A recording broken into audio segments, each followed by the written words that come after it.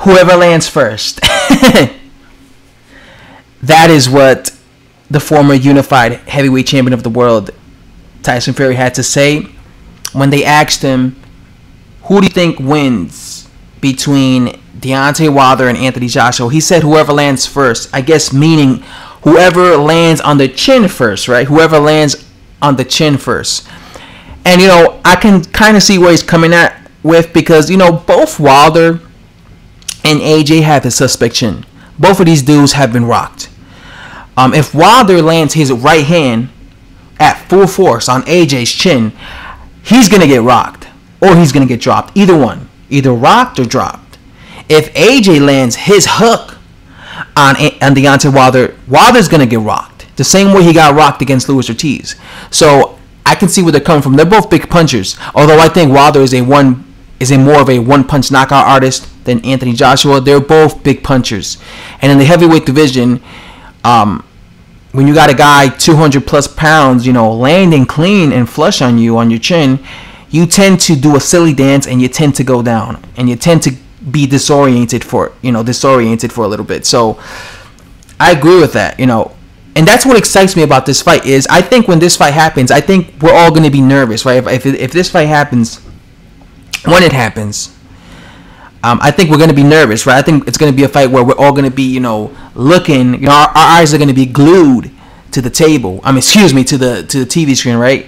And we're going to be nervous. If you're a big AJ fan, you're probably going to be nervous, hoping Wilder doesn't land on him. And if you're a big Deontay Wilder fan, you're also going to be nervous and hoping, you know, Joshua doesn't land flush on him, right? It's one of those fights that, because, you know, every time two big punchers fight each other and every time two guys have a reputation of being stunned and not having the best chins, you always get nervous watching them. Kind of like Amir Khan, you know, whenever I see Amir Khan fight, I'm always nervous for him.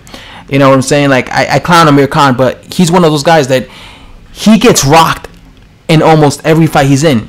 You know, he gets rocked, and I know he doesn't have the best chin. So whenever he's in there and I see him getting hit a few times, I get nervous because I'm like, oh man, he's going to get knocked out. He's going to get knocked out. I'm always nervous watching Amir Khan. Same thing with David Price. When David Price fights, I'm nervous watching David Price fight because I know that all it takes is one punch and he's out.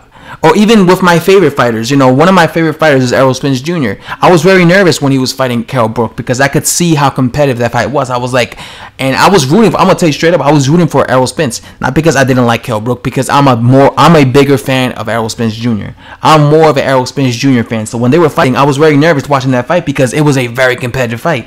You know, Errol Spence had his moments, but Kell Brook also had his moments. So the whole time I was on the edge of my seat. I was like, oh man, this is a very exciting fight. But, you know, Errol Spence ended up pulling through. I'm also a big fan of Terrence Crawford. So when Terrence Crawford fights, you know, sometimes he gets clipped. You see him get clipped sometimes. And I'm like, oh, shit. And I'm getting, like, all nervous and stuff. Because I get, like, really into these fights when they're happening. So when it comes to Anthony Joshua versus Deontay Wilder, I'm not necessarily a big fan of either one of these guys. But I'm probably going to be nervous watching that fight. Just because I know that all it takes is one punch landing. And these guys will get rocked and hurt. Oh, another guy I was going to mention, Paul Williams. Paul Williams is a guy that I was a big fan of Paul Williams. You know, Paul the Punisher Williams, who's now tragically, he got in a motorcycle accident and he's now paralyzed. But I remember every time he fought, when I was a teenager, I was always getting nervous because he didn't have the best defense and he would get rocked a lot. And, you know, I remember when he got knocked out by Sergio Martinez.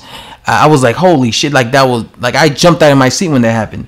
I remember being a teenager, like, oh shit, I was like, because it was like a very devastating knockout, right? But I always had like that, you know, like that nervous energy whenever I watched Paul Williams fight because every time he fought, you would see him get rocked. Kind of like Juan Manuel Lopez. Juan Manuel Lopez is another guy that even when he was undefeated, he would always get rocked. So it was always one of those scary type of nervous fights when you see him fight because you see him getting rocked.